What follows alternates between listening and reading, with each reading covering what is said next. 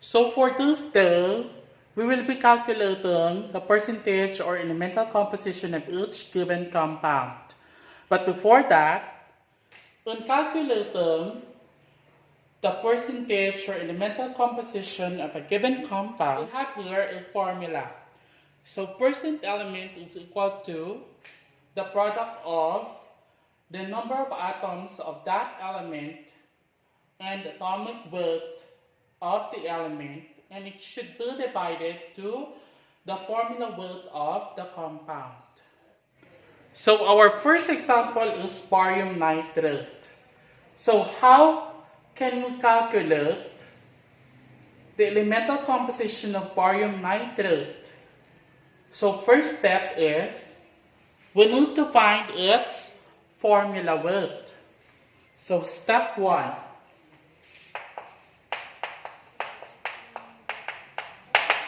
Find its formula weight.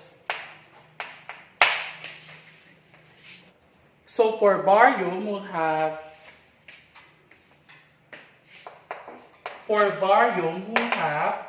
137.33 LMU. It should be divided to its number of atoms, which is 1. And for nitrogen, we'll have 14.007 LMU. And it should be divided to 2 atoms. Yan ang 2 atoms. So 1 times 2, amo na siya klase ng 2 atoms. How about oxygen? Oxygen we have here, in our periodic table, the atomic weight of oxygen is 15.9994 LMU. And it should be multiplied to 6. Bali 3 times 2 is equal to 6. Then after that, find the product of each element present in that particular compound. So 137.33 times 1 is 137.33 LMU. Then for nitrogen, 14.007 times 2 is 28.014 LMU.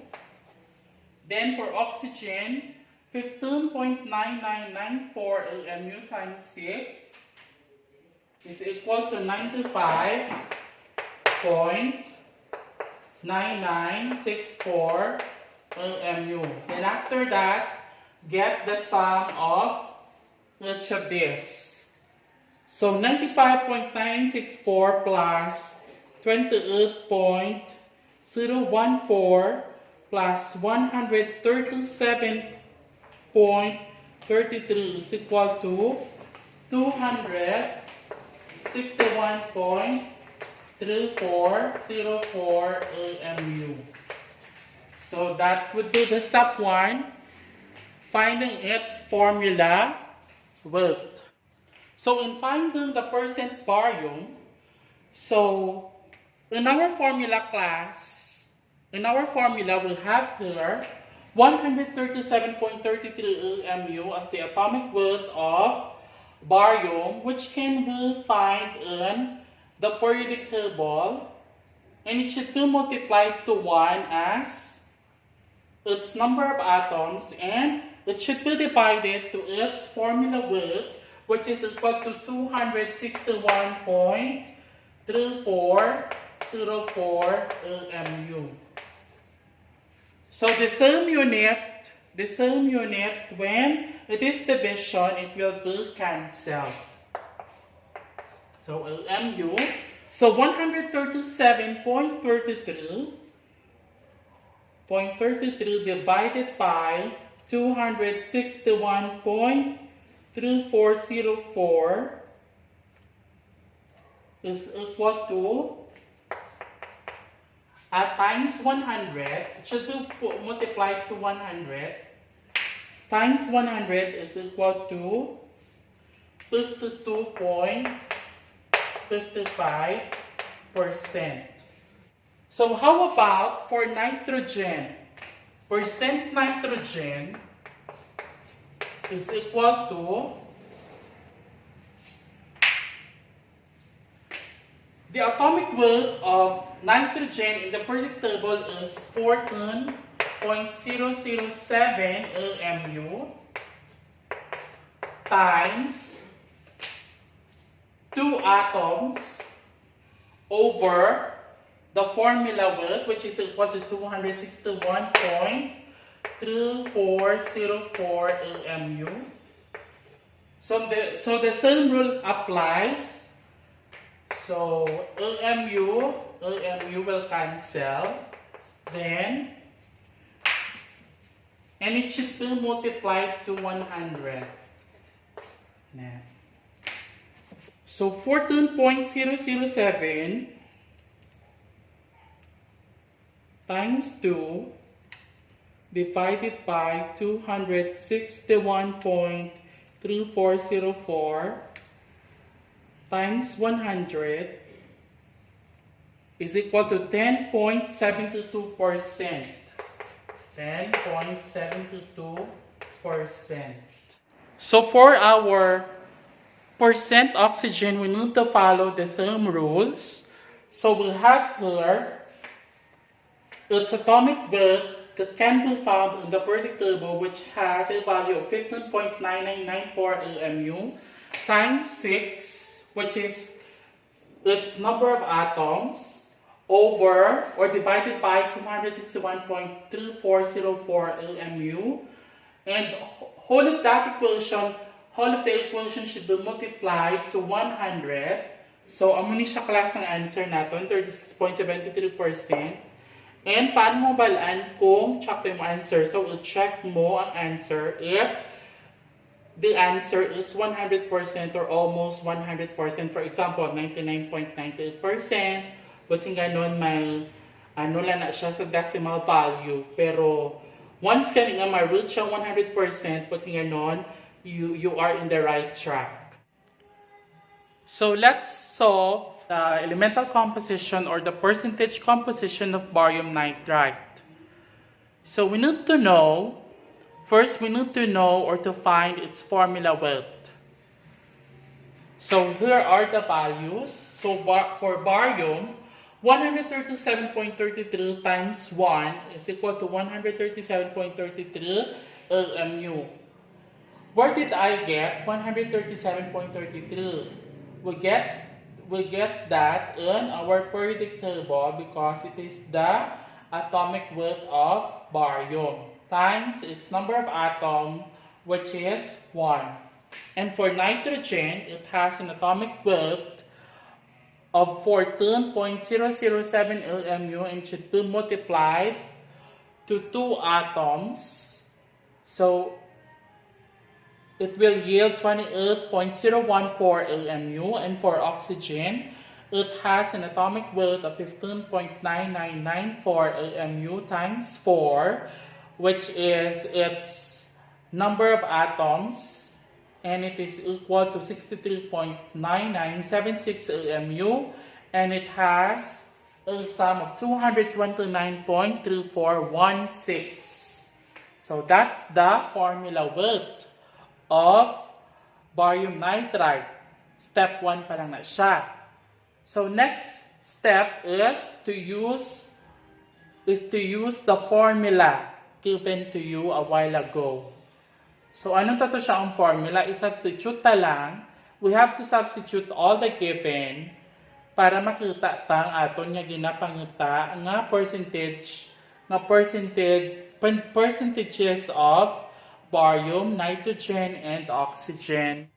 So let's solve the percentage composition of barium in barium nitride.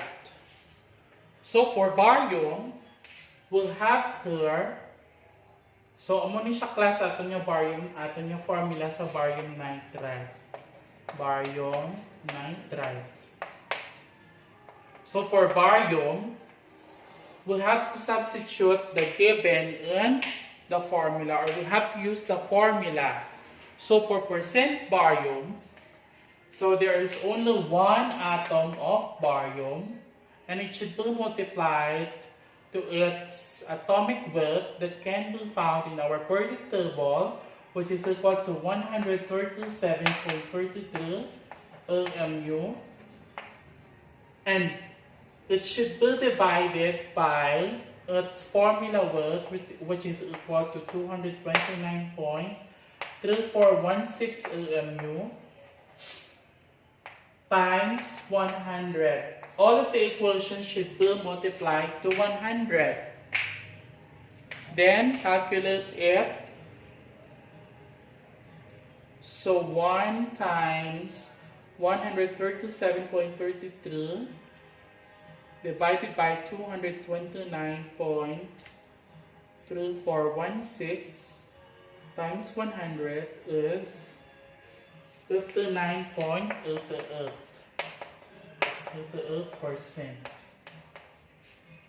So for nitrogen, for percent nitrogen, the same rule will apply and the same formula will be used. So for nitrogen, we have 2 atoms of nitrogen should be multiplied to its atomic weight, which is equal to 14.007 LMU divided by 229.3416 LMU, and all of the equations should be multiplied to 100. So let's calculate that. 2 times 14.007 over 229.3416 times 100 is 12.21%. 12.21%. So for percent oxygen, there are 4 atoms of oxygen and should be multiplied to its atomic weight, which is equal to 15.9994 LMU over its formula weight, which is equal to 229.3416, and it should be multiplied to 100. 4 times 15.9994 over 229.3416 times 100 is 27.90%. And after that, in order for you to check if you have the right answer or if you got the right answer, kindly add all the percentages of each of the element, and if it has an answer of 100%, so it means that you are correct.